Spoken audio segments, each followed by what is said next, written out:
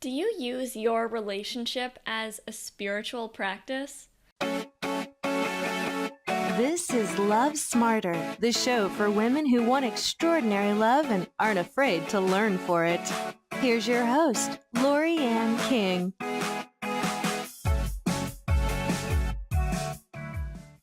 Hey. On today's episode, we are talking about how to use your relationship as a spiritual practice. I'm going to be teaching you what the heck that means, why you might want to consider it, and 4 strategies to get you started. So let's dive into it. What does it mean to use your relationship as a spiritual practice? Now, I'm not talking about namastes and saying prayers to Jesus, although those things might be part of your spiritual practice. What it means to me to use a relationship as a spiritual practice means to use your relationship for growth.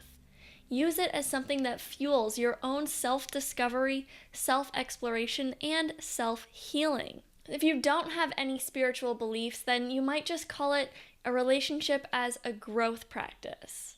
Our romantic relationships are one of the most powerful avenues we have for growth. Why? Because the depth of those relationships really gets to the core of our being, and it highlights another aspect.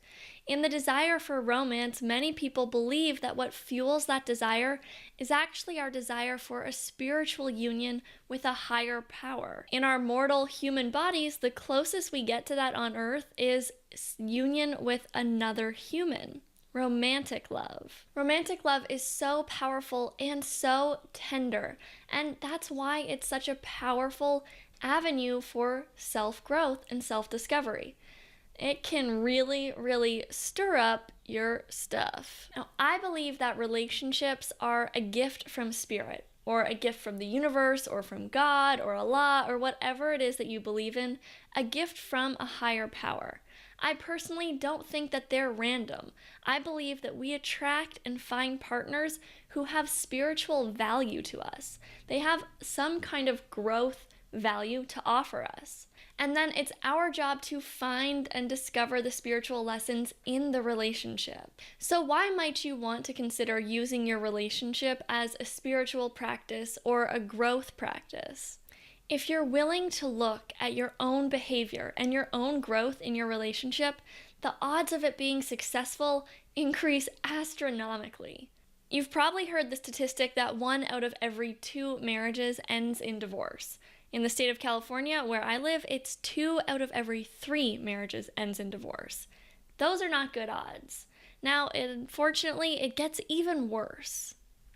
Of the marriages that last, statistics place somewhere between 10 to 17% of those people reporting being in a happy marriage. 10 to 17%. Oof, those are not good odds. So when I got engaged, I looked up the stats, and they were not good. So I had a little freak out. Yes, I loved my fiancé and now husband very much. But what about all those other couples who didn't make it into that 10 to 17%? They must have loved their partner just the same, or at least similar to what I was feeling. Clearly, love alone wasn't enough.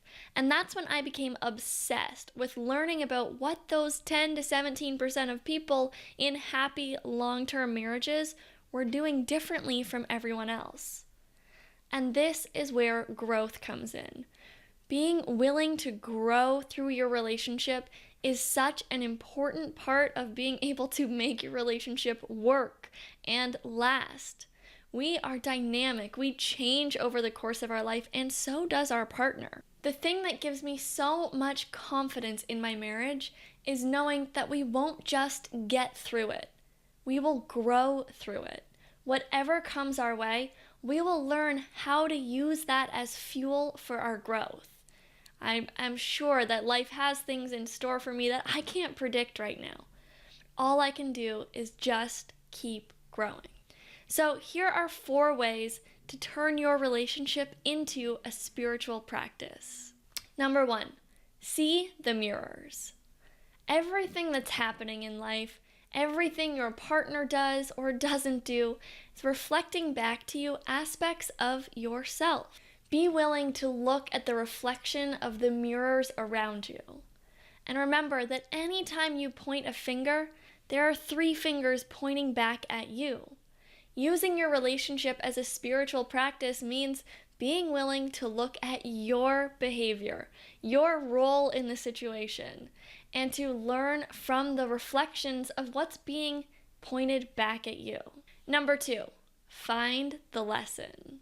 If you continue to experience similar situations over and over and over again, then it probably means there's a lesson that the universe or God or whatever you believe is trying to teach you, and you haven't quite gotten it yet. This could show up in a lot of different ways. For me, for a long time, I just dated the same guy over and over again. He had a different face, but he was basically the same guy. There was a spiritual lesson that I needed to get about how to hold boundaries for myself, about how to have respect for myself, and to hold and maintain to the caliber that I wanted to be treated. So what keeps showing up in your life over and over again? What is the lesson in that? Find the lesson, learn the lesson, and take a new action, and you'll see that that problem will stop continuing. And you will see that that situation will stop repeating itself. Number 3, take 100% responsibility. You could have any kind of relationship to the word responsible. You might think of responsible as the same thing like blame, or like a burden or fault. That's not what I mean. What I'm talking about is being 100% response-able. That means you are able to respond in any situation. You are never the victim of your circumstance. Being 100% responsible means being willing to look at your role in the situation. It also means being willing to take a new action to create a new result. So if you find yourself in a situation that you don't want to be in, first reflect. What can you be responsible for? Where have you not communicated clearly? Or where have you let your boundaries be crossed? Then take a new action. Be response-able and take a new action to create the kind of result you want. Number 4, ask for a little grace. When you find yourself in those moments when you don't know the right answer, ask for help. Ask whatever it is that you believe put you here on this earth. Ask your own soul. Ask whatever higher power you subscribe to for a little help. Ask for strength when you feel weak. Ask for clarity when you feel confused. And ask for faith when you feel doubtful. Allow the divine to support you and be open and listening for its response. So to recap, turning your relationship into a spiritual practice is something I highly recommend. Growing, it's not always easy. It's not always comfortable. In fact, most of the time, it's not at all comfortable. One of my teachers said, if you want to do it, it's not growth. It won't always be fun, and you definitely won't always want to do it. But what is the alternative to growth? To stagnate?